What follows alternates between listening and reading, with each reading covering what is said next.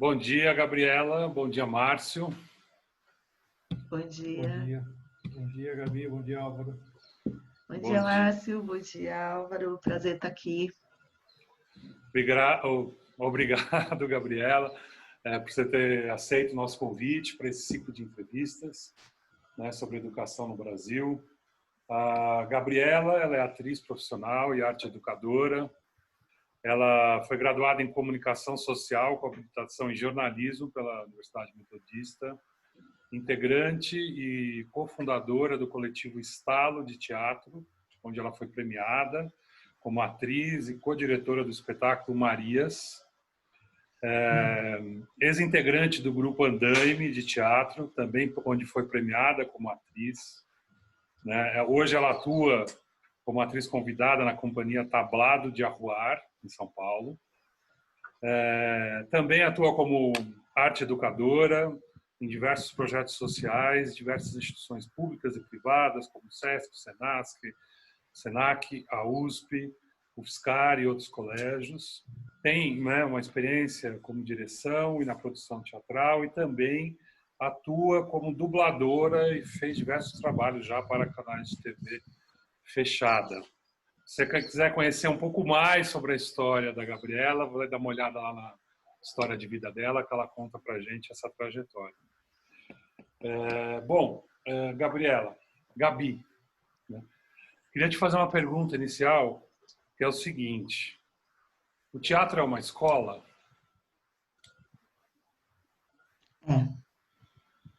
Sem dúvida. Sem dúvida. É uma puta escola. É uma puta escola do caralho, desculpa, mas Como? acho que é muito. É para além de uma escola. O teatro, a arte, eu acho que ela é uma das formas de comunicação e de transformação e de autoconhecimento e de engajamento mais potentes que possa existir, né, entre os homens. Então, eu acredito que a arte, ela em sua potência máxima, e o teatro, ele consegue converger várias artes, né? Então, ele consegue juntar outras linguagens, tantas artes plásticas, dança, música, cinema, fotografia, literatura. Ele consegue fazer essa junção, essa fusão dessas tantas linguagens, formas artísticas, de manifestação artística. E eu acho que ele é uma das artes mais potentes nesse sentido da transformação e enfim, eu acho que é uma puta escola. Legal. E ele está na escola também, né? Mas ele também em si é uma escola. E tem também uma outra dimensão, talvez, né? Quem vai assistir a uma peça, né? Também. Sim.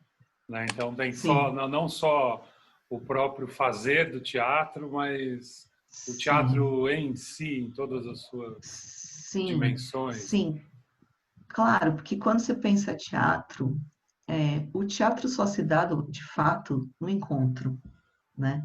Ele só se dá, de fato, no momento em que tem alguém aqui fazendo e alguém aqui olhando e trocando. E essa relação, ela não é passiva. Ela não é uma relação só de estou aqui olhando, admirando e assistindo. Tem isso, tem o belo, tem a contemplação, só que está muito além disso, né?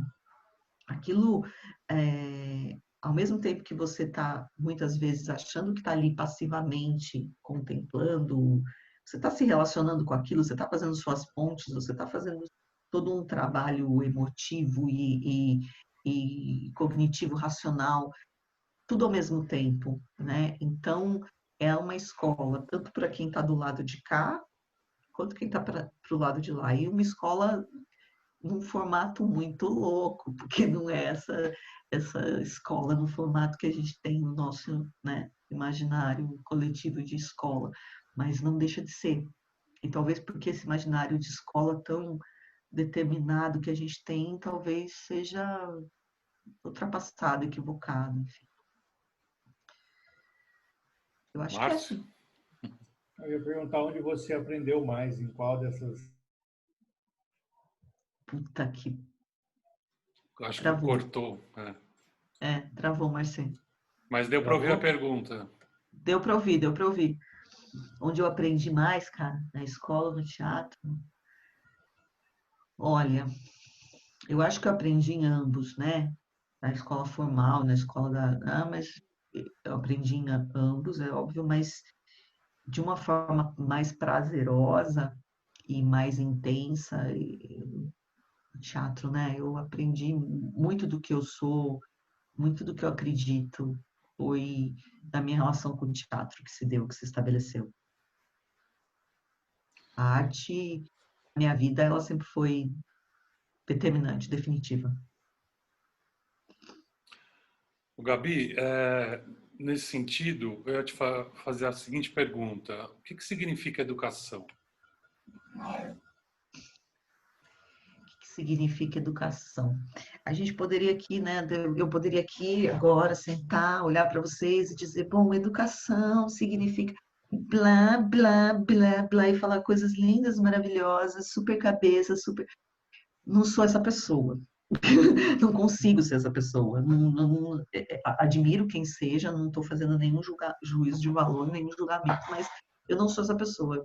Para mim, educação é que nem ar, para mim, educação é que nem água, para mim, educação é que nem arte, para mim, educação é que nem saúde. Educação, para mim, é vital, é essencial, é, é o que te vai ela é ampla, ela não é restrita. Para mim, quando eu falo educação, não estou pensando única exclusivamente na educação formal, eu não estou pensando na escola tradicional, eu estou pensando de todos os espaços sociais que você está inserido e da garantia de que em alguns espaços você possa, de fato, ter, sim, condições de buscar saberes e prazeres e descobertas.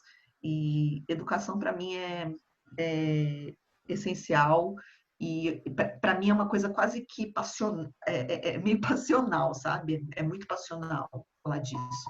Então, eu não consigo, assim, responder essa sua pergunta de uma forma que não seja meio passional, que não seja meio quase, sabe, exagerada.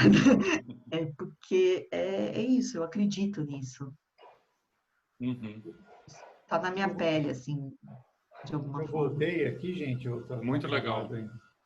Não, estamos te ouvindo. Eu estou te ouvindo. Estão Tô me te vendo ouvindo, também? te vendo tranquilo. Tá. Não, aproveitar essa tua resposta, porque eu lembrei da escola dos Tupinambás, que o cacique Ramon contou sobre o modo de ser Tupinambá. E você acho que da escola dos Tupinambás, né? Porque é bem nessa pegada livre, integrada com a natureza, que todos os processos são processos de aprendizagem, né? Você não precisa estar enjaulado num prédio de concreto para receber conteúdo. Sim, E das perguntas que a gente fez para ele, uma das que me marca mais assim é sobre o não punitivismo, né? Não existe punição lá para eles. Não tem essa coisa de reprovar alguém ou de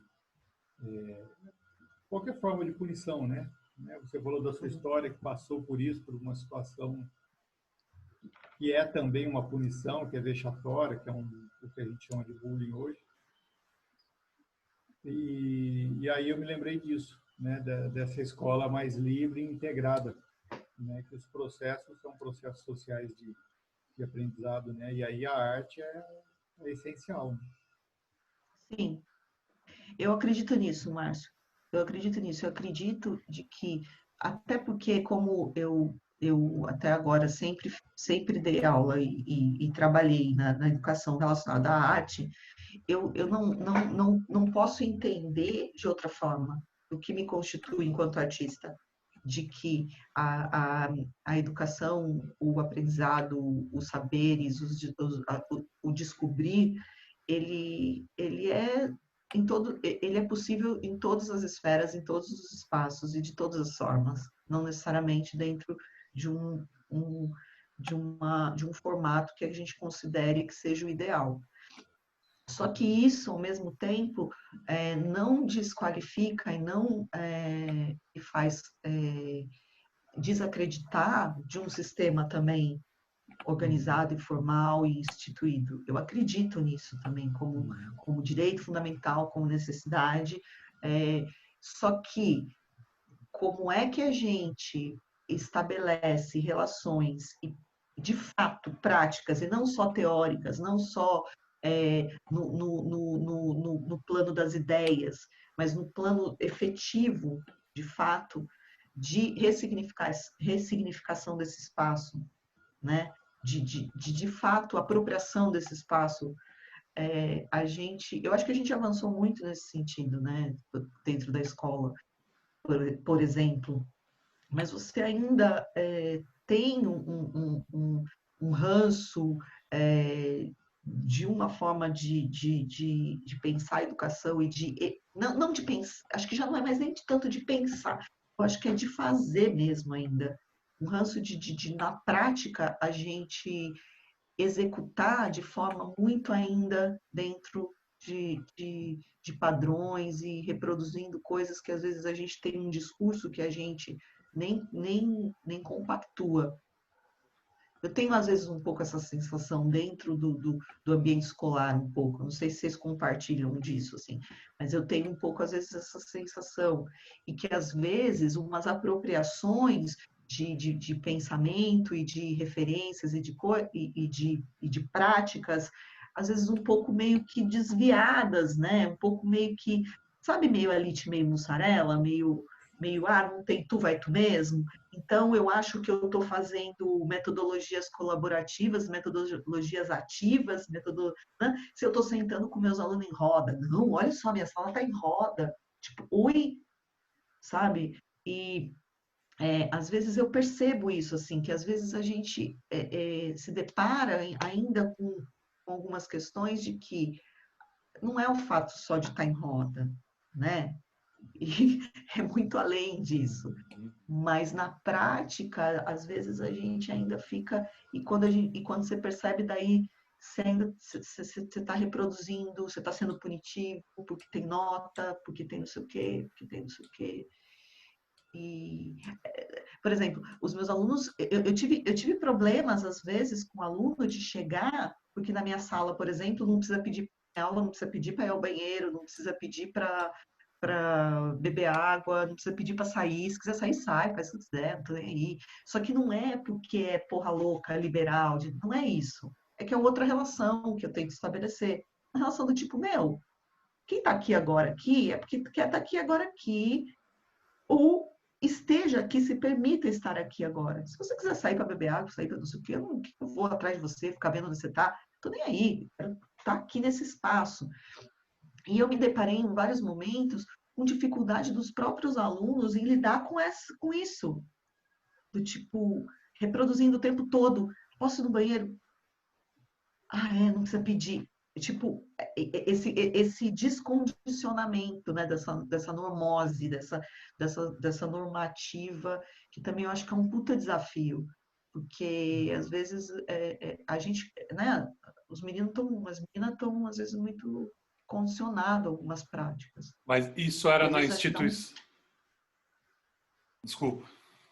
Não, é Eu ia isso. te perguntar se a instituição, no colégio, todos os professores podiam fazer assim, era tranquilo para eles, ou, Então, né? então, Porque tem uma questão, né, que você está falando que já existe um discurso, a educação evoluiu muito, que tem, né, muitas pessoas já falaram sobre essas questões, na verdade, desde 1910, né? Então, os anarquistas que trabalharam muito com a educação, com a questão de gênero, eles começaram a desenvolver vários pensamentos bem libertários, então são coisas bem interessantes.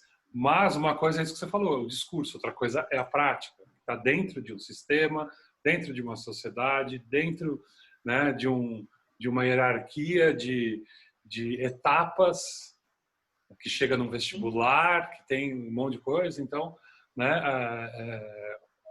a teoria é uma coisa e a prática ela acaba enquadrando a teoria em muitos momentos. Então, aí dentro Claro. dessa estrutura tem a instituição, a escola. Então, como é que era nesse caso? A escola era tudo bem desde que fosse só você, a professora de teatro, ela pode fazer ou não, ou isso era assumido na escola como um projeto político, pedagógico? Como é que era isso? Cara, é aí o grande imbróglio, né? Aí eu acho que aí é um dos pontos nevrálgicos, assim, é uma das questões mais tensas de se lidar também, porque é isso que você falou. Uma coisa é ter lá a aula de teatro na qual a gente pode ficar sem metade da roupa, correndo, sem precisar. Gente, sem metade da roupa, quis dizer assim, tipo, sem uniforme, tá? Sem, pelo amor de Deus. Sem descalço, sem uniforme, correndo pela escola, sem pedir para ir ao banheiro. Tem isso, né? Ah, mas é o teatro lá. Outra coisa é dentro da aula de química. Como é que se dá isso dentro de uma aula formal com tem um conteúdo a ser cumprido, que tem calendário a ser cumprido. Então, eu acho que isso é muito delicado, né?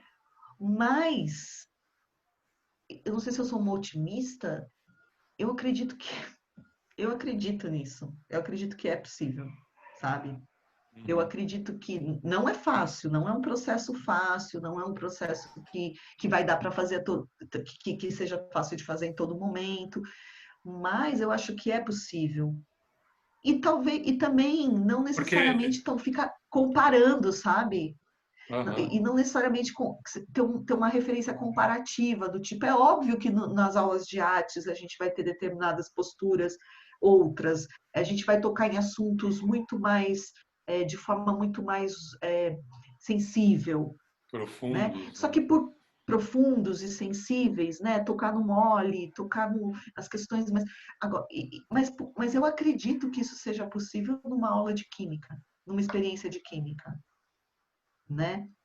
E aí a gente se depara também com outras tantas questões que a gente está cansado de debater, de pensar e de ouvir, e é também quais as condições que são dadas para esses profissionais, né? No sentido, desde o sentido de estrutura e de formação e nananã, como na questão humana mesmo, do acolhimento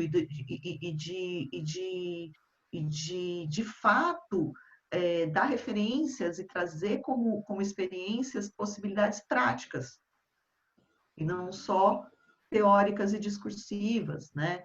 De que é possível sim fazer uma aula sei lá, eu estou com química na cabeça hoje, mas uma aula de química em que o aluno não necessariamente fale de diretamente tem que falar uma sequência da tabela periódica, mas que ele se relacione com aquilo de outras maneiras, e que é óbvio que ele vai estar tendo que saber o que é o carbono, o que é o sódio, o que é o não sei o quê. Mas Aí é bonito. conhecer pode ser mágico, eu concordo com você. Né? Pode Eu despertar acredito. essa coisa de descobrir, né? Que você estava falando, né? Que na É, arte tem essa coisa, e que isso pode acontecer também na educação, né? Porque eu o acredito nisso. conhecimento é muito instigante, na verdade. Você conhecer é muito bonito, você, né, tem esse lado que é lúdico e é também tem a lógica, mas a própria capacidade lógica, a capacidade de descobrir é uma capacidade muito instigante também, né? Nossa, eu posso entender uma coisa, né? Então acho que tem esse lado que é pouco explorado, né? Que fica muito encaixotado as caixinhas, né? E aí E fica acho lá que que nem pelo menos é o que eu linguiça, estou né? entendendo também do que você está falando e que faz sentido para mim. Sim, total, é por aí. Porque às vezes parece que é uma coisa super tipo, ah, tá, Gabriela, a gente já consensuou isso, a gente já entendeu isso, tudo, né? Mas aí como é que a gente rompe com isso na prática de fato, né? De que o que tem, e aí você vê os colegas, né? Você sente a angústia do colega em relação ao conteúdo, em relação aos prazos, em relação às milhares de burocracias que ele é submetido. E então, rola esse, esse curto-circuito mesmo nesse lugar, né? E aí, muitas vezes, o cara acaba sendo conteudista e tipo, fica socando porque ele é cobrado por isso também, e tem toda uma questão, né, ainda mais nas escolas, no ambiente escolar privado, que tem uma cobrança para além, né, que tem uma cobrança do tipo, eu estou pagando educação 2 vezes, então eu quero retorno de fato, né? Então, tem todo esse lado. Então, esse negócio, eu fico bem angustiada pelos meus colegas professores, assim, eu sinto uma agonia, né? Uma agonia nesse sentido. Então, E é um drama também, né? Porque do outro lado, o estudante, ele é ensinado a querer isso.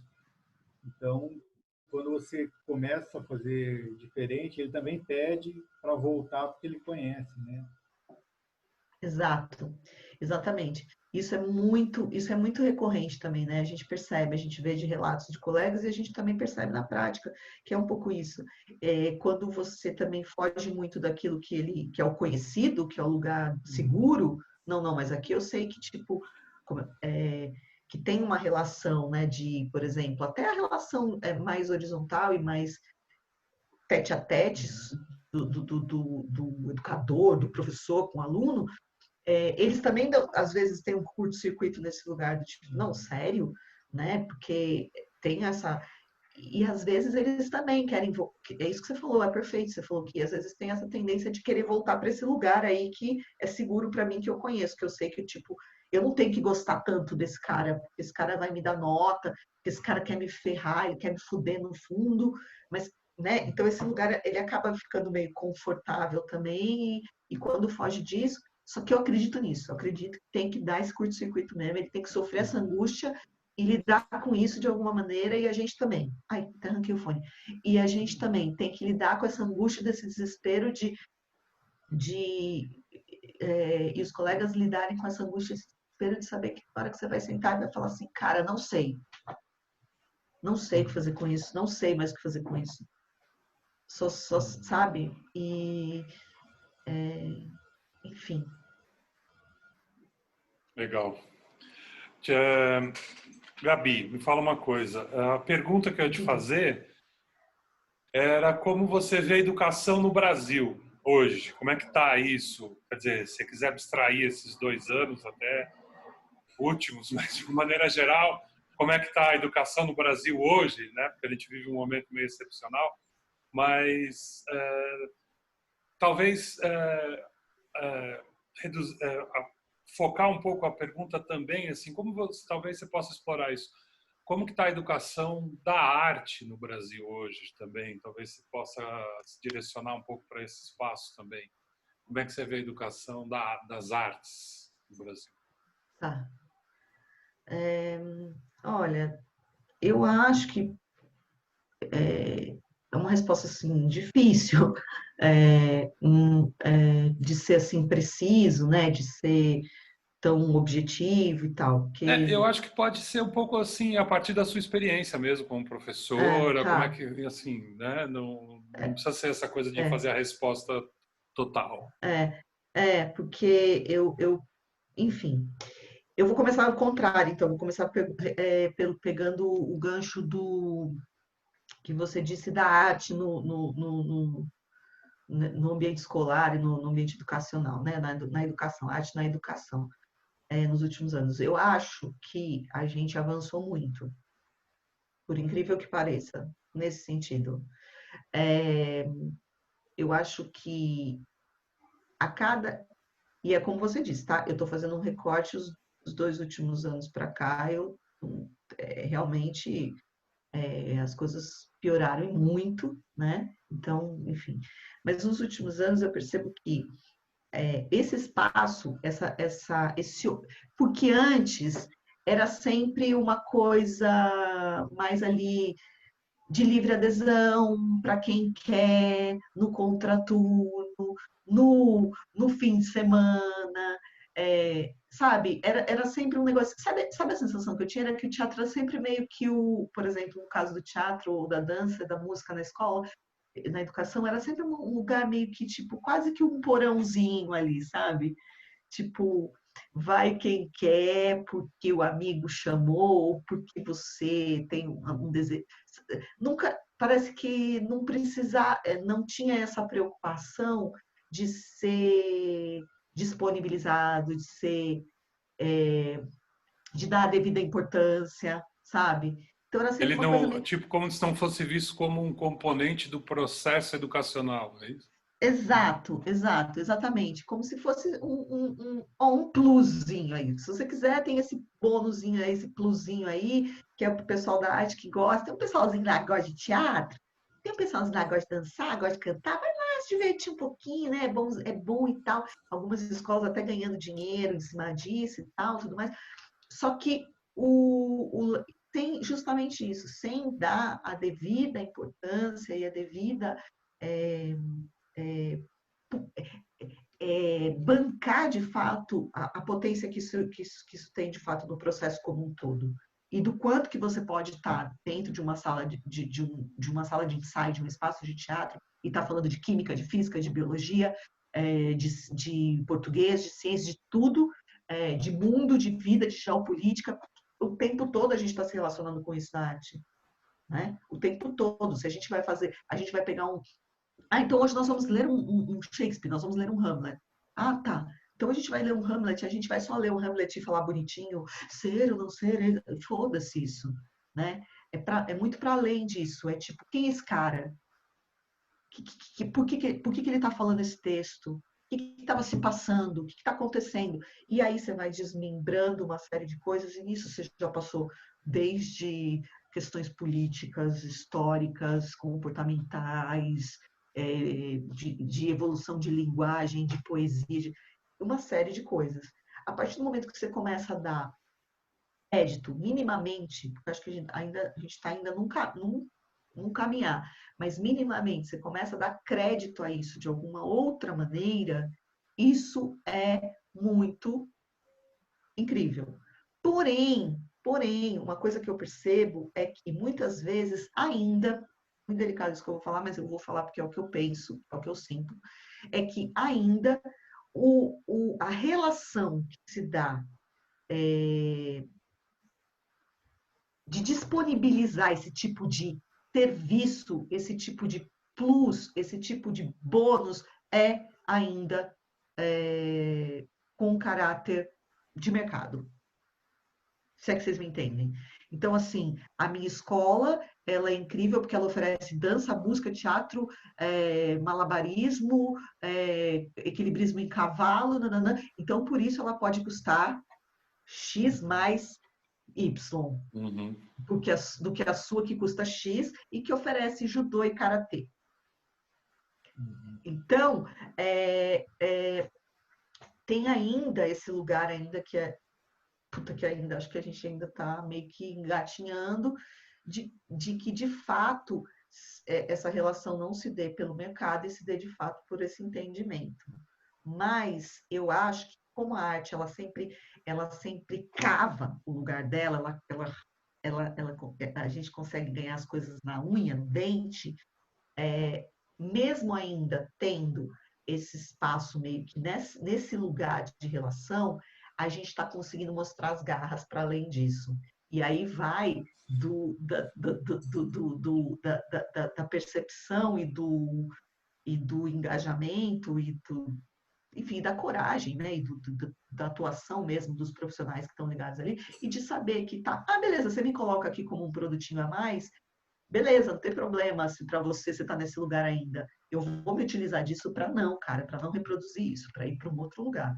E A fazer com que os experiência alunos dos alunos vai ser real, Vai ser com... Exato, exato. E fazer com que os alunos percebam que não é só um bônusinho que ele está tendo, nananã, ou uma experiência para cumprir, para ser bonitinho perante o BNCC, sabe? Para além disso, como é que a gente consegue romper com isso? Mas eu acho que a gente já avançou. E a educação como um todo, eu sinto que, em alguns aspectos, a gente ainda tem muitos desafios, obviamente. Eu acho que a gente está num momento super delicado de desafios, de repensar tudo isso mesmo. E, por exemplo, eu sei que é meio chovendo molhado, mas eu acredito que ou a gente encara isso aqui que a gente está fazendo agora, essas coisas de novas tecnologias, de frente, e se apropria disso e torna isso de fato acessível e integrante, integrado de fato, ou a gente vai se foder, porque não, sabe, porque não tem mais retorno para determinadas coisas, porque para o mundo não tem mais retorno determinadas coisas. Então, não dá para não moldar e não utilizar essas ferramentas de fato como um incentivo e a investigação e colocar o aluno no seu protagonismo nesse lugar, sem que isso fique meramente discursivo, né? Que é onde sempre me pega. O calcanhar de Aquiles está de que às vezes a gente tem tudo isso muito bem discursado, muito bem apresentado no PowerPoint para todo mundo, né? Para quem quiser ver. E aí na ponta, na prática, a gente ainda tem as reproduções de uma forma bem careta, bem ultrapassada, bem arcaica. Mas você acha que a tecnologia pode transformar a educação? Eu não sei se ela pode transformar, mas eu não sei, de fato, assim, mas eu acredito que sim, Uhum. de alguma maneira. Eu acho que não tem como a gente ignorar mais isso. Eu não acho que agora, eu acho que não é substituir, não tem como, né? Eu não acredito nisso do tipo, agora vai ser tudo virtual, agora vai ser tudo presente. Eu estou falando para isso para além da pandemia, tá? Falando isso para além dessa situação é, bizarra que a gente está vivendo. De que a gente, para além do chamado novo normal e que a gente não sabe o que vai ser daqui para frente. Mas, assim, eu acredito eu acho que, assim, há muito tempo que eu não proíbo alunos de usar celular na sala de aula, por exemplo. Não é de agora. Porque, bicho, não dá, entendeu? É uma outra. Ou você ressignifica a relação dele com isso aqui e faz com que isso aqui vire uma outra coisa, não só o lugar para ele ficar mandando zap de zoeira e nudes e não sei o quê, ou sei lá, sabe? Mas eu acho que assim, que é uma ferramenta de incentivo e de descobertas e de possibilidades potente e que eu acredito nela, Uhum. de fato, eu acredito nela. Né? Agora, como é que isso... Aí você entra toda numa outra questão, obviamente, do acesso, né? A isso, das questões que a gente sabe, né? Do moleque que está lá não sei aonde, que enfim, como é que ele vai ter acesso a isso? Isso aí todo esse desafio, toda essa discussão. Em Eu termos ia, de pensamento, eu acredito sim. não, eu ia aproveitar isso porque você contou para a gente lá na História de Vida que você fez um curso de formação em Paulo Freire, inclusive com o Sim, Gouveia, que a gente entrevistou também. sim. E por que você foi fazer um curso de formação em Paulo Freire? Como é que foi esse curso? E Paulo Freire tem alguma relação com tecnologias da educação? Meu, eu acho que sim. Entendeu? Acho que tem a ver com tecnologia de educação. Acho que tem a ver com tudo. Tem a ver com... eu sempre gostei, assim, eu sempre li Paulo Freire, sempre achei... Faz parte da minha história. Sempre admirei, sempre gostei, sempre respeitei, sempre... E aí, quando eu fui fazer essa experiência aí desse curso de formação, eu gostei demais, foi muito legal, muito bom, de fato, a sensação que eu tenho era de que muitas coisas que a gente que é das artes e muito do pessoal também da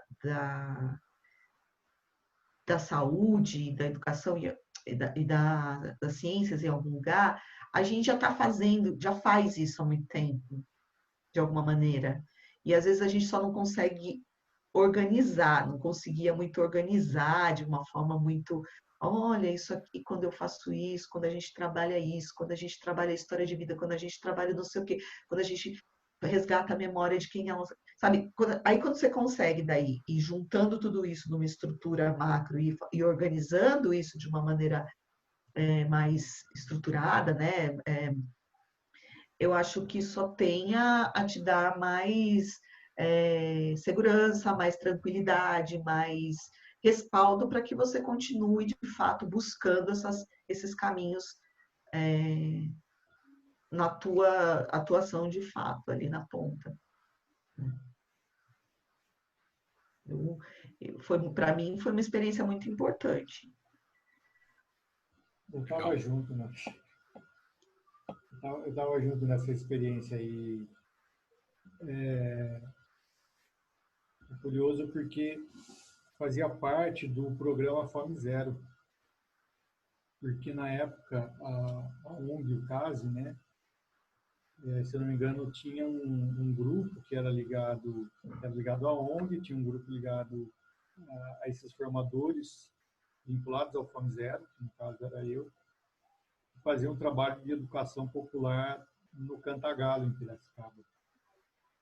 E aí, nesse contexto, a gente fez uma formação com o CASE, com todo mundo, e não só para quem fazia parte desse projeto específico, mas aí a gente fez a formação com o Gouveia, lá de 3 ou 4 dias. Estava Cris, Tati, Matheus, tinha A Fernanda, a Camila. Fernanda, Camila. Foi muito legal. Foi muito legal. E é isso, assim, a sensação que dá é que, como o Márcio bem disse, você conseguir identificar que nas suas práticas você já fazia determinadas coisas, né? E conseguir entender como é que você também consegue dar um passo além do que você está fazendo, de uma maneira um pouco mais organizada, mais sistematizada, né? E que é um desafio. E também entender onde é que a gente erra muito, né? Muito, exato, principalmente. Onde é que a gente reproduz aquele autoritarismo, aquela visão enlatada. Exatamente. A gente percebe, eu acho que mais isso até, mas você tocou numa coisa que é bem importante mesmo, que eu acho que é mais isso até. A gente percebeu o quanto que a gente erra.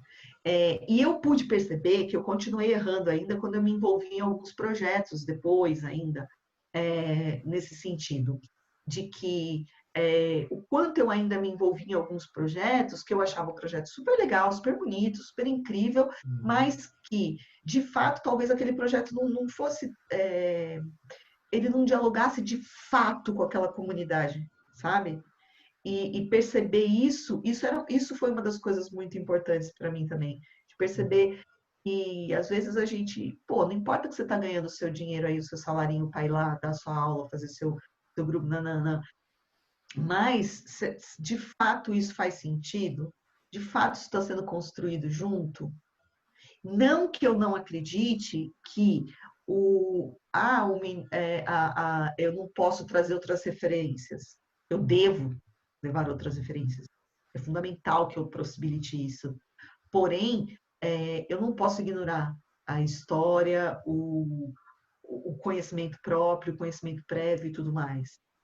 Aí, eu acho que foi um grande divisor de águas para mim nesse sentido, desse entendimento de que, como a gente envolve, eu enquanto atriz, por exemplo, para além agora do trabalho mais pedagógico, a gente se envolve em projetos sociais, em projetos outros, você conseguir perceber isso, acho que foi um grande divisor de águas para mim.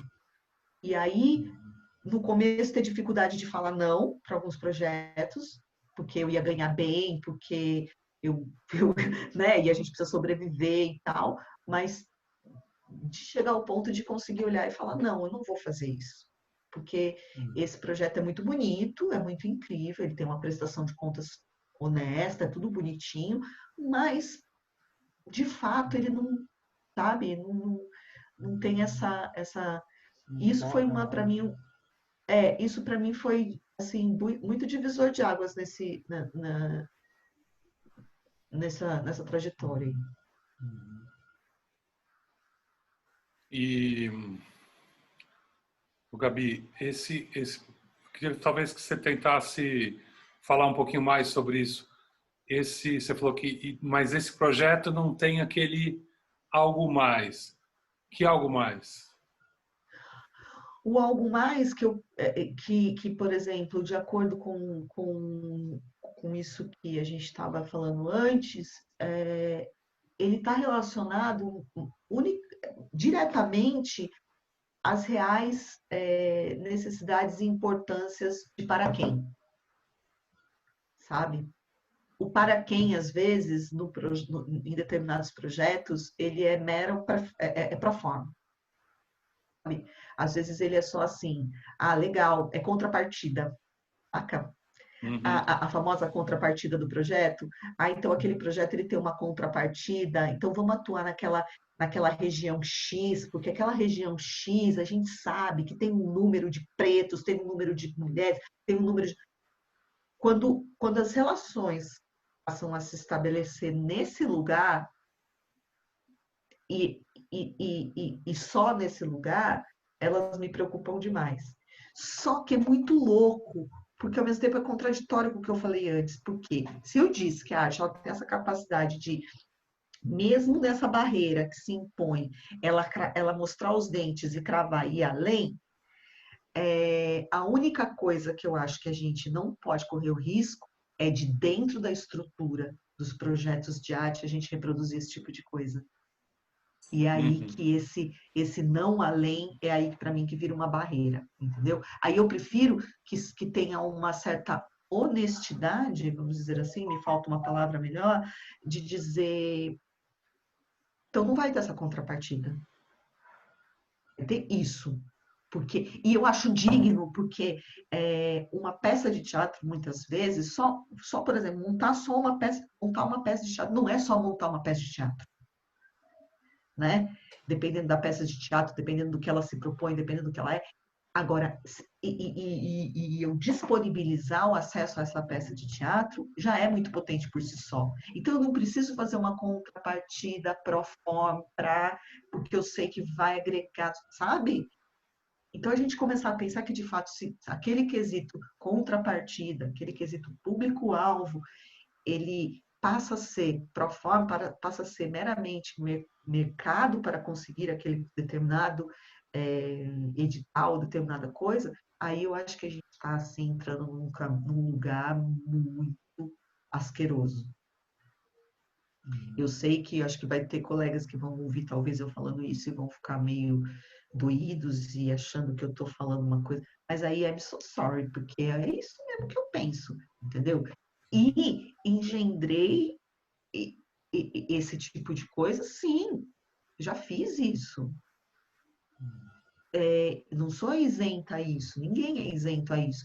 Só que como você faz isso, de fato, e como você tenta fazer com que isso seja de fato uma coisa verdadeira e não meramente para ganhar edital, para ganhar mais dinheiro, ou para não sei o que, entendeu? Por que aquela comunidade? Por que aquela comunidade? Por que aquela pessoa? Por que para aquele público-alvo? Né? E aquilo tem que fazer sentido de fato. Eu acredito que a maioria das pessoas sérias e que fazem teatro de verdade, que fazem arte de verdade, elas têm isso de fato. Mas eu acredito que existe um mercado aí nesse vão. Sim, acho que você está dizendo da relação que se estabelece, né? Porque colocar um público-alvo em si não quer dizer nada, né? Mas a relação que você estabelece com ele é o que vai dizer. Não, Sim, não, e não, quando... eu diria até não só a relação, mas o reconhecimento de uma relação, né? Você Exato. reconhecer que você está numa igualdade, uma relação, né? Você vai A lá, relação. né? Exato. Reconhecendo as histórias de vida, as práticas tradicionais, culturas, realidades, enfim, né? Então Exato.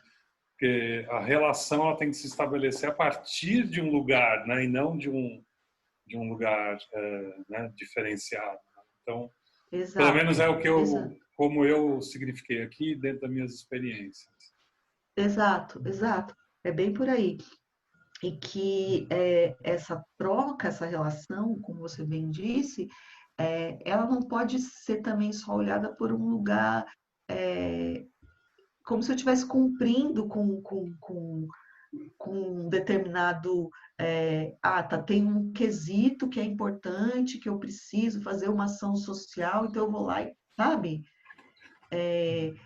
Quase que virando que, se a gente não toma cuidado, essas relações elas acabam virando quase que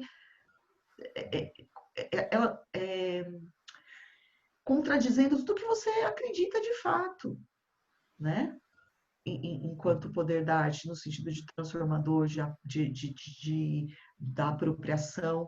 Então, essa troca, ela tem que se dar de fato. E às vezes não se dá, né? Às vezes ela é imposta. Agora, o que é importante é que fique claro que isso não significa que eu acho que tem que ter o curto-circuito, sim. Eu acho que tem que ter o atrito sempre, que ele é fundamental para a transformação de algo outro, né? Então, acho que essa contraposição de concepções de mundo, de vida, de ideias, de histórias, ela é extremamente maravilhosa e fundamental. Agora, como se dá esse atrito, né? É que é o grande barato, não, eu não chego com o que é melhor para você, o que é mais interessante para você, o que eu acho sobre que vai te salvar, o que vai ser, né? E aí eu tento pensar isso para dentro da escola também, sabe? Para dentro da escola também, com o aluno que está ali, que vira para mim e fala assim, nossa, desculpa, ontem eu não consegui ir na aula porque eu tive balé, fotografia, cinema, tananana, e quando você vai ver, o coitado do moleque tem mais coisa do que eu na semana inteira, num único dia, né? E, e eu também não posso olhar para esse moleque e falar assim, ah, seu pequeno burguês, escrotinho. Nanana. Não, eu tenho que acolher essa criança, eu tenho que acolher esse indivíduo e falar, viu, é isso que você quer? Né? E, enfim, acho que eu dei uma viajada agora, não dei? Não, não.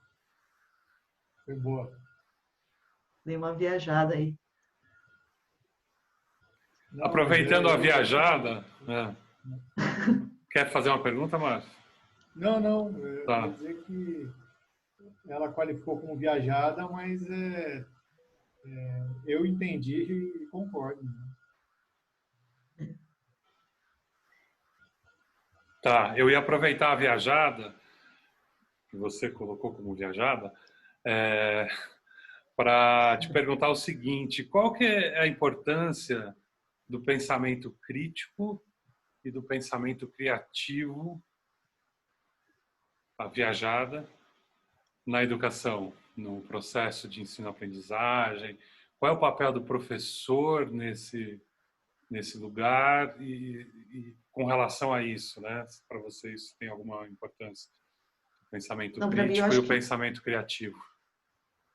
eu acho que para mim isso é o foco de tudo, né? Isso para mim é o cerne, é a essência, é o, é o que realmente importa. É, é isso. É dar, é possibilitar, é quase que dar um suporte, é quase que oferecer mecanismos, ferramentas, possibilidades para que isso se desenvolva de fato, né?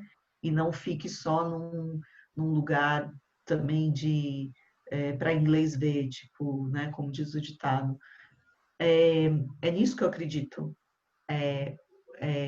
Possibilitar de alguma maneira ou de várias maneiras com que se dê de fato essa elaboração, né? E que é um processo que a gente sabe que não é de uma hora para outra que faz assim, ó, clique, agora eu tenho pensamento crítico, clique, agora eu sou criativo, eu sou criativão. Não, entendeu? Não é assim, não é clique, é uma sucessão de cliques.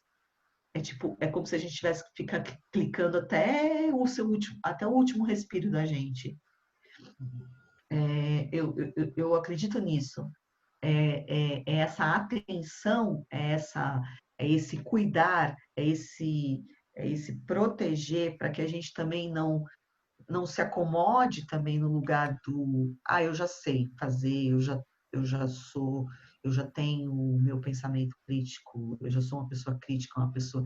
E aí eu vou acomodando nesse lugar e quando eu vejo, eu já estou com um puta discurso reaça do cacete, porque eu fiquei num lugar X, né? E então eu acredito só nisso, Álvaro.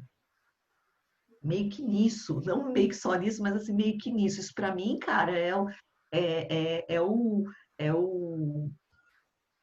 é medular nessa história toda, sabe? É meio medula nessa história toda. E isso se dá num processo, né? Isso é extremamente frustrante às vezes, desgastante às vezes a gente erra pra caralho, a gente derrapa, o aluno, o colega, o companheiro, todo mundo vai derrapar em determinados momentos, e a gente vai, né? E aí eu acho que o grande lance está nesse saber olhar, que é um pouco que o Márcio tinha falado da experiência anterior, que é isso.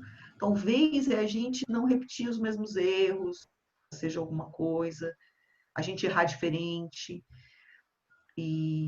Mas eu acho que para mim essa questão é medular.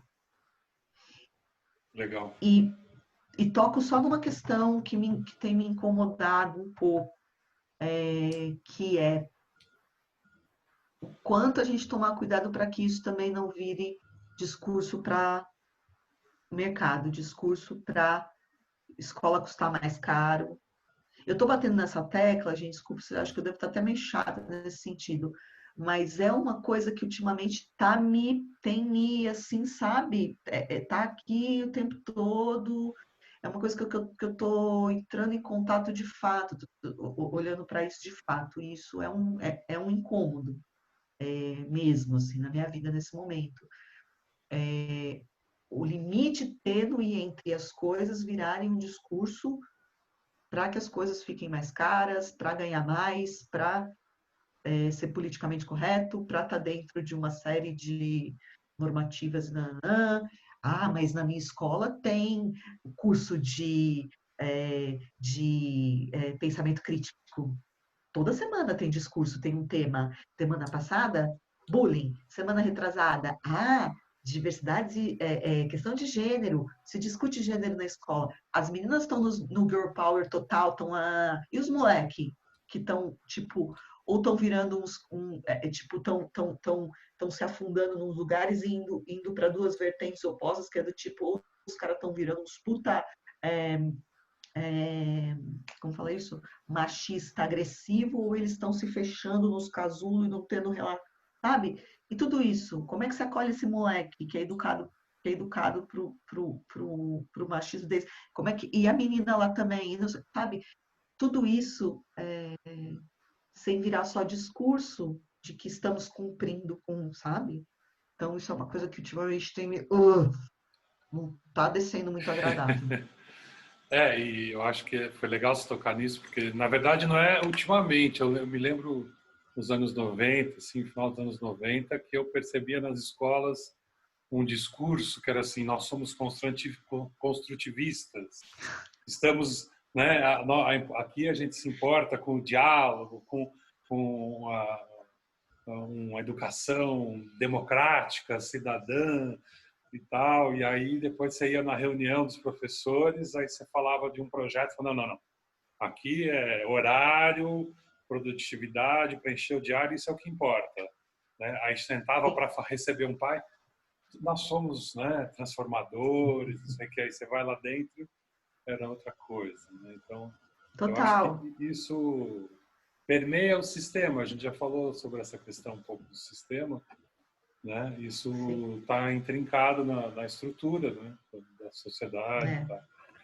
Então, acho que não é um é, grande desafio. é um grande desafio. Não é algo que você tenha que se importar, não. Não sei se eu estou falando muito, mas eu acho que é algo que tem que ser falado. Né? É. Não, você tem toda a razão, porque quando eu falei só. Não, você tem toda a razão e eu concordo. A única coisa que eu falei que quando eu falei ultimamente é porque eu acho que ultimamente está mais perverso nesse lugar, Uhum. saca? O que eu quero Das dizer com esse narrativas das diferentes. narrativas. Né? Isso tem um problema da subjetividade do próprio desenvolvimento dos estudantes. Exato, exato. E acho que essa coisa mais perversa no sentido de que porque aí as escolas elas e esse discurso ele quando apropriado dessa maneira ainda mais com como se fosse algo de fato integrado e trazendo práticas, sim, traz algumas práticas, mas que tipo de prática, que forma de prática, com que intuito de fato, aí é que eu chamo de que ultimamente, para mim, parece que está mais perverso nesse lugar em alguns aspectos. Porque antes, talvez, algumas práticas nem eram possíveis, elas eram barradas já logo de cara. Agora não, não, deixa eu tocar, contanto que até a página 2, né? Então, Uhum. a perversão nesse lugar aí que talvez a gente tenha que ficar bem atento, bem atento. Verdade. Ô, Gabi, Diga. você tava falando da sucessão de cliques, né? Que é um trabalho para a vida toda, na verdade. E eu me lembrei de uma situação, eu dei aula na graduação por um pequeno período. Eu lembro que eu fazia algumas provas um pouco exigentes, né? Tinha fama de ser difícil, e aí eu lembro que chegou um momento que eu acabei cedendo. Eu falei, pô, eu fico fazendo essas provas, eu tenho que corrigir depois 80 provas dissertativas, só me dou trabalho, só reclamam. Cedi e falei, vou fazer uma prova de múltiplas escolhas. Em 15 minutos, a sala estava vazia, eu estava sozinho, sentado, né, com um maço de mais de 60 provas e me sentindo humilhado. Eu falei, porra, eu consegui me humilhar. Assim, beleza. Mas pelo Em menos você 10, corrigiu em 20 minutos. em 15 minutos ali eu corrigi e resolvi. E aí eu fiquei com aquilo, eu falei, eu não acredito que eu cedi a esses cliques, sabe? Eu falei, eu não acredito que eu acabei cedendo e acabei me humilhando aqui. Eu falei, não, vou me recuperar, né? E aí eu preparei a sala e o semestre até a outra prova, tinha uns 2 meses ali. E aí eu cheguei para o pessoal e falei, olha, a prova hoje é uma prova para pensar. Então, vocês podem fazer em dupla, em trio, vocês podem colar, vocês podem abrir livro, caderno, vocês podem fazer o que vocês quiserem. Mas é uma prova para pensar. E aí a turma ficou a aula toda até o final ali, todo mundo sofrendo, achando que depois, né, achando que foi mal, que, meu Deus, eu escrevi o que eu pensava, eu tive que desenvolver um argumento. E o resultado foi satisfatório assim para todo mundo, né? Para mim, eu consegui recuperar um lugar de professor e de dignidade ali. E para eles, quando a gente avaliou, pensando sobre isso, né? Olha, pensar dá trabalho, né? Se for para reproduzir no automático, beleza, mas assim, ninguém aprende, é aquela coisa da gente fingir que ensina, fingir que aprende, ninguém cresce, ninguém supera, ninguém desenvolve conhecimento. Mas eu lembrei dessa experiência, assim, que Sim. eu cedi para o automatismo e depois eu falei, não, preciso me recuperar. E ia trabalhar com isso, né? Pensamento crítico e problematizar dá trabalho mesmo. É algo que a gente vai Sim. até o último respiro, né? Sim, eu acredito nisso. E é isso que você está Legal. falando.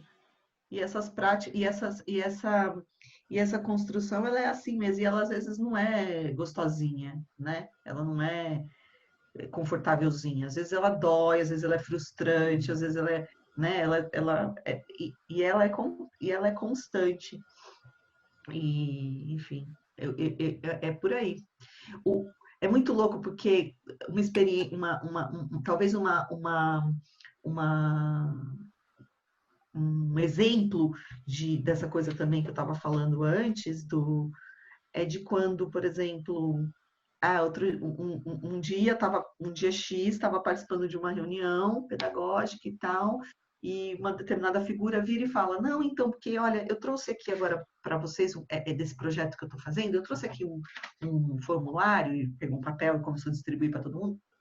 Nele eu quero que vocês digam, coloquem assim, tipo, se vocês fossem fazer o meu projeto, o que seria para vocês as competências e as habilidades que vocês acham que tem a ver com o meu projeto? Aí eu falei, aí eu fiquei quieta, não falei nada, peguei, olhei.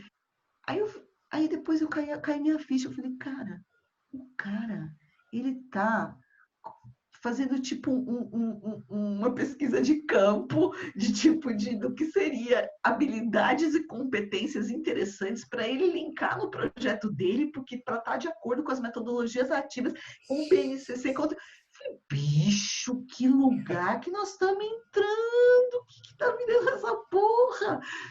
Aí eu fiquei bem assustada. É só para ilustrar um pouco a nossa conversa, o que eu estava falando anterior. Né? E aí, se a gente começar a entrar nessas, a gente vai para um lugar bem complicado. Ô, Gabi, o Márcio Diga. falou da experiência dele. Você dá nota para os alunos de teatro? Ah, esse no teatro tirou 7. Esse no teatro tirou 9,5. Como é que é isso? Não, né, cara? Não, né? Não, isso é uma grande questão, porque como eu sempre tinha dado cursos livres até agora, né, e não tinha nenhuma questão curricular e de compromisso com isso, a primeira experiência que eu estou tendo de ter que fazer algum tipo de avaliação está sendo agora, nesse projeto, nesse ano, nesse processo aí. E aí, isso é uma questão que uma preocupação interessante da coordenação da qual eu, eu coloquei desde o início como uma grande preocupação, e eu senti uma certa tranquilidade nesse sentido, de entender que o processo avaliativo é diferente, de que não tinha prova, de que não tem como você mensurar uma nota se o aluno é apto ou não para o sabe? Tipo, oi, que porra é essa? E aí estamos em experiência num processo avaliativo continuado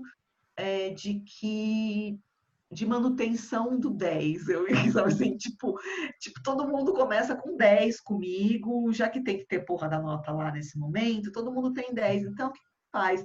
Participa, nananana, e aí vai tendo essa avaliação continuada, e é isso. Eles fazem trabalhos? Assim? Então, agora, nesse momento, por conta da distância que está sendo, que a gente está fazendo pelo AVA, eu acho que a gente está tendo que experimentar algumas possibilidades nesse sentido. Então, eles estão fazendo atividades continuadas e produzindo coisas, né? E aí, individual, em grupo, mas eles estão eles estão produzindo coisas de forma diferente do que a gente estaria fazendo se a gente estivesse no presencial. Então... Pode terminar. Não, então eles produziram vídeos, eles produziram fotografia, eles produziram texto, eles produziram cenas. É, a gente está indo nessa pegada nesse momento. Uhum. Tem que E, adaptar, né? nesse caso tá tendo que adaptar. E diferente, que nem, porque esse ano já estava sendo uma experiência nova para mim nesse sentido, de dar aula, só que eu só dou aula para o 7º ano do Fundi 2, nesse modelo dentro da grade. É, os outros cursos meus, que são cursos extracurriculares, eles não são, ou, ou quando você tem a escolha, lá esqueci o nome agora, que você escolhe fazer o curso, né? Optativo. Optativo, nunca teve nota, nunca teve nada disso. Agora, essa está sendo, na verdade, a minha primeira experiência dentro da grade e com o 7º ano.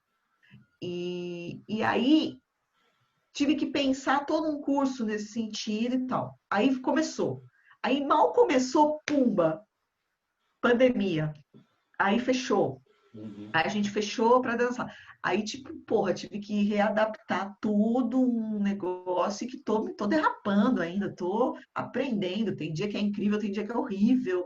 Tem dia que eu falo, nossa, falei, o que eu fiz? O que a gente fez aqui? Que lugar bizarro que a gente foi? E aí a gente tá tendo que ser essa grande descoberta coletiva nesse momento. Mas é mais louco de tudo, Álvaro e Márcio, é que tem umas coisas que estão super funcionando, sabe? E é aquela coisa, o ser humano se adapta a tudo, é impressionante, a gente se adapta às coisas, né? Então é uma loucura. É verdade. Tem coisas que funcionam mesmo, né? Porque também tem uma coisa de um foco que é diferente. Enfim, mas eu ia te falar outra coisa com relação à nota. Eu fiz algumas experiências quando eu dava aula numa faculdade. Eu não falava para os alunos, né? Mas então teve alguns trabalhos, aí eles fizeram uns trabalhos em grupo, e desenvolveram uma pesquisa, aí fizeram um seminário, que era cada um fazer como quisesse o seminário. Podia ser de teatro, a apresentação de música, seminário tradicional, enfim. Eles tinham que apresentar aquilo de alguma maneira. E aí, quando acabou esse processo, eu pedi para os grupos para eles darem uma nota, né, para o trabalho. Cada grupo dá a nota, como é que foi a nota. Aí cada grupo deu a nota, eu dei a minha, né? Aí a minha nota para os trabalhos, sei lá, foi 9. E aí cada grupo deu a sua nota. Aí eu peguei todas as notas dos grupos, fiz uma média, aí teve a média dos grupos, a minha, aí eu fiz a média das duas, aí eu dei uma nota coletiva. A gente fez um trabalho junto. Então eu falei para a turma, né? E a minha proposta é dar uma nota coletiva. Vocês aceitam uma nota coletiva? Né?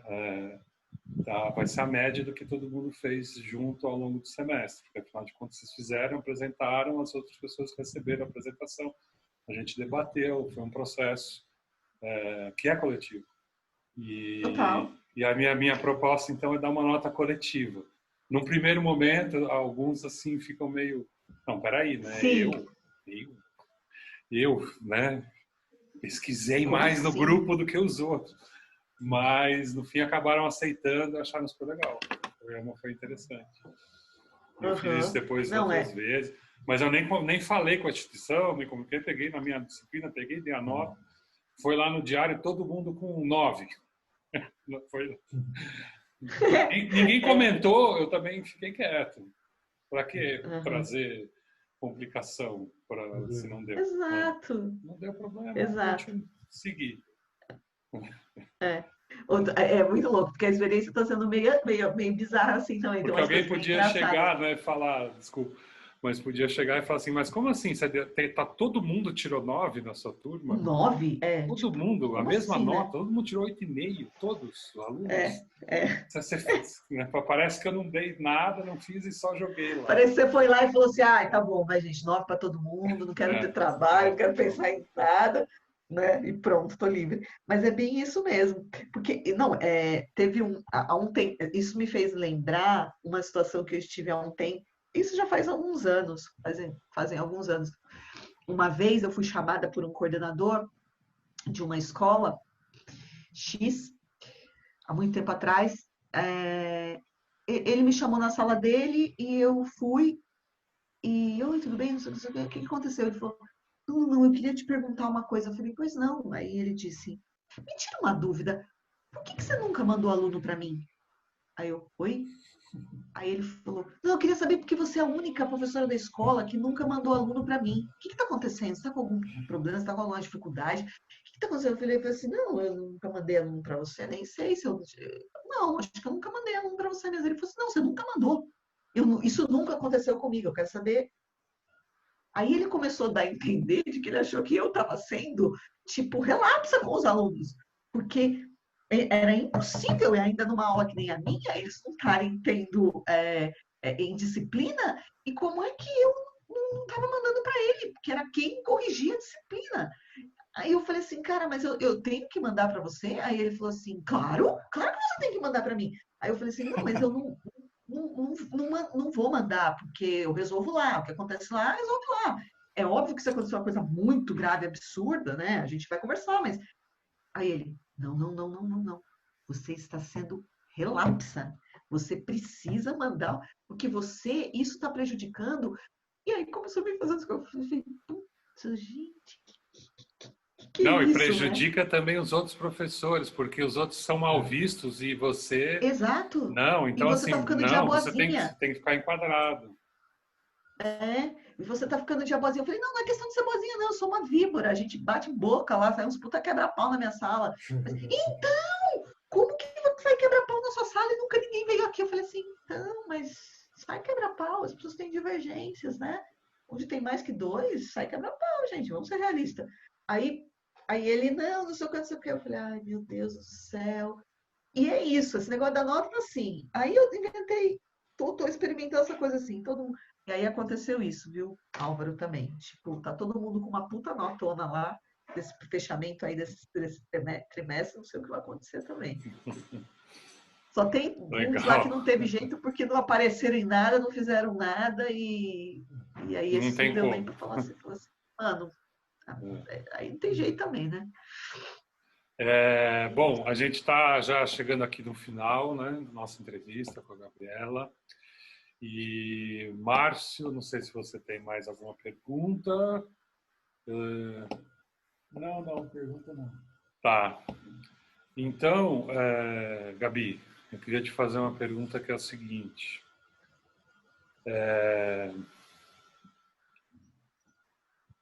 A gente está precisando de mais arte hoje no Brasil? E o que mais você quer falar sobre educação? Só isso. Bastante, né? Só. Ele fala só ainda. Ele fala assim, não sei. Tipo, se vira aí. Ai, Álvaro. Sim, a gente sempre está precisando, né? A gente precisa e vai precisar para sempre.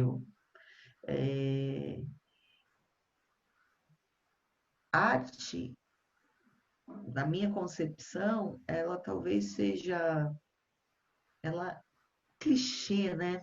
É difícil falar isso, porque daí eu fico aqui me punindo internamente conforme eu vou falando, do tipo, nossa, como você está sendo clichê, Gabriela, nossa, você está sendo piegas, Cacilda, fala uma coisa, mas eu não consigo falar de outro jeito que não seja meio piegas e meio clichê, que é, cara, a gente precisa de arte, a gente precisa de manifestações artísticas, a gente precisa de que a arte seja acessível, de que a arte seja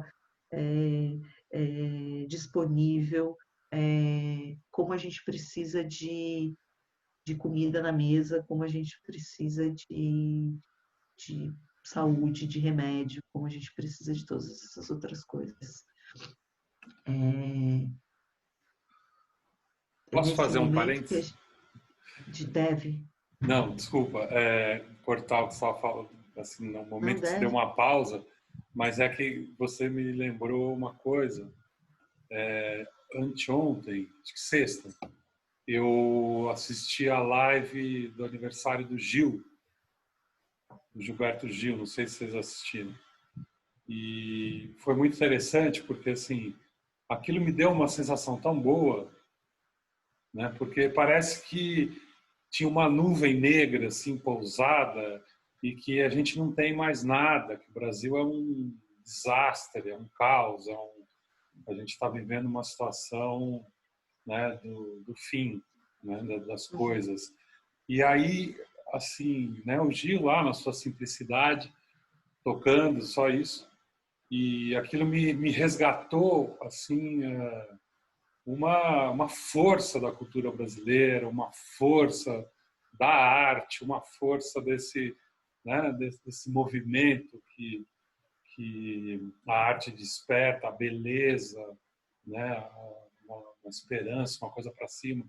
E foi tão legal porque eu falei, ficou até mais claro, né, de que, né, tem essa energia e que a gente às vezes se rende, né? A gente se acomoda, a gente se acostuma, a gente se adapta, como você falou, né? Estamos vivendo isso, mas assim, para mim foi um momento bem legal porque, né, me fez lembrar assim, né, o quanto a arte me desperta, o quanto a arte é boa, o quanto o Brasil tem tanta força, criatividade, energia, quanta coisa legal, criar, né, mudar o mundo, transformar o mundo, tantas coisas. E foi isso, foi só esse parênteses que eu queria. Não, o seu parênteses foi maravilhoso. Que é isso, é isso. É, é isso, né? Essa possibilidade de respirar. É como se fosse. Tem a mesma função do inspirar e do expirar, assim, é vital. É vital, não tem como colocar de outra forma. E ao mesmo tempo que tem essa coisa de renovação, né, de acolhimento, de fortalecimento, de tudo mais, tem uma coisa também de resistência, de potência, de luta, de engajamento, que é tão vital quanto. Então tem todo o lado estético, né, belo, e tem todo o lado, isso, crítico, é, libertador, transformador, de resistência, de atitude. A gente está num momento tão merda, né? A gente está vivendo um horror, onde a extrema-direita, assim, onde o horror, né? O horror está instalado de uma forma tão absurda e às vezes a gente, ou por um mecanismo talvez de quase de autopreservação, né, de sobrevivência, às vezes a gente faz um movimento, sim, né, de recuar, de falar, cara, não dou conta, né, de sensação de derrota, de impotência. E para que a gente ganhe fôlego e recupere e comece de novo. Eu vi uma frase da Cecília Meirelles essa semana que é tão linda, que é tão sutil, que é tão singela, que é tão potente, que é tão linda, que ela fala, faço de cada, é mais ou menos assim, não vou lembrar exatamente agora, mas ela fala uma coisa do tipo, eu faço de cada recuo, faço como as ondas do mar, alguma coisa assim. Eu faço de cada recuo um impulso para um novo avançar, né? Eu recuo para que eu possa ganhar força e ganhar fôlego e potência para que eu invada de novo. E a arte ela cumpre muito bem esse lugar também, essa necessidade também de recuo, de acolhimento, de fortalecimento, para que a gente de novo fale, não, vamos aí, estamos aí. E também, às vezes, é só isso. Às vezes só isso não. É muita coisa. Às vezes é acolher, às vezes é gostoso, às vezes é carinho, é estético, é beleza, enfim. O lance, ela é vital justamente por isso, porque ela é múltipla, porque ela é tudo isso, né? E mais um pouco. Ô, Gabi, E a educação, para mim, é isso. Deixa eu... Para, amor. Eu falei que não tinha, mas agora eu tenho uma última pergunta, que você está falando da resistência, né, nesses momentos. Você sente que a arte é vital a todo momento, mas você sente que nesses momentos autoritários ela se torna mais vital, ela se potencializa no sentido de exigir mais criatividade, mais pulsão de vida. Sim, sem dúvida.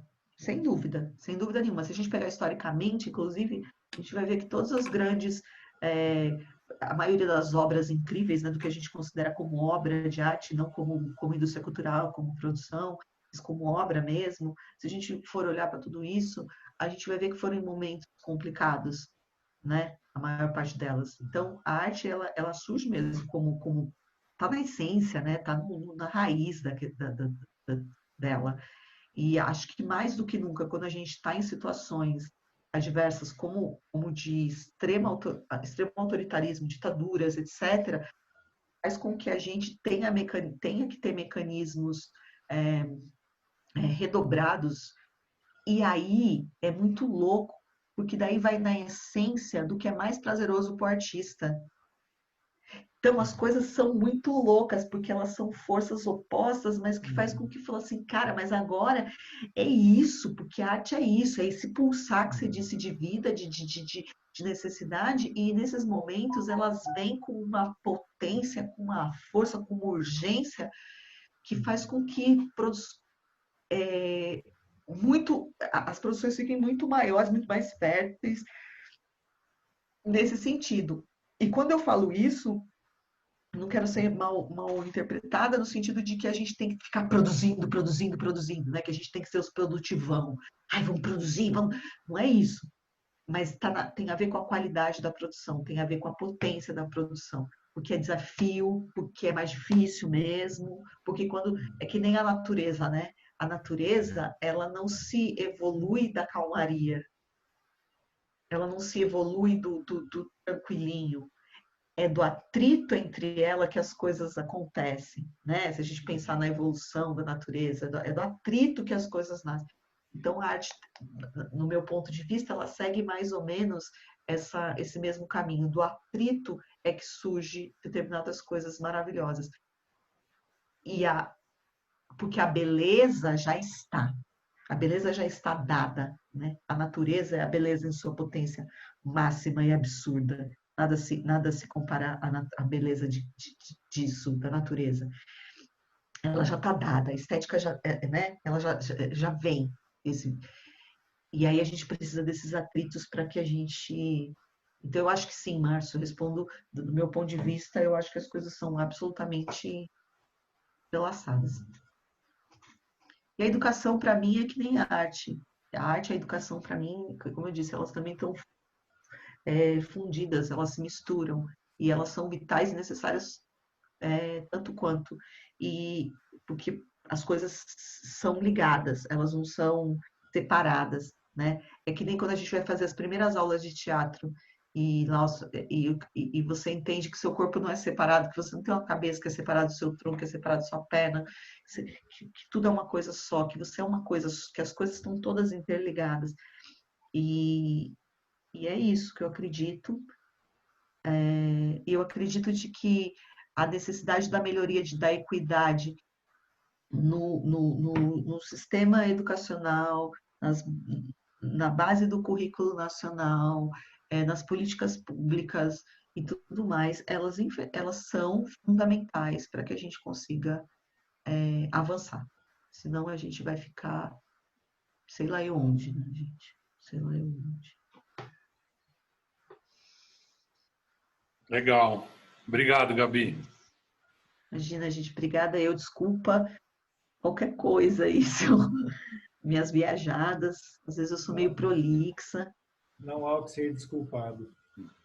Então eu vou falar obrigado pelas suas viajadas, obrigado pela contribuição, você que é atriz, professora, artista, né, e ter vindo aqui falar com a gente. Muito legal. Tamo junto, Gabi. prazerzaço. Prazerzaço, Obrigado. gente. Obrigada a vocês, tamo aí. cuidem-se e, Exato. né? E sigamos aí, que a batalha é longa, É longa, longa. é longa. Não é 100 metros Precisaremos de rasos, muitos né? recursos. Não, precisaremos de muitos recursos, muitos recuos e respiros, muitas lives de aniversário do Gilberto Gil e mais um pouco para que a gente consiga seguir aí.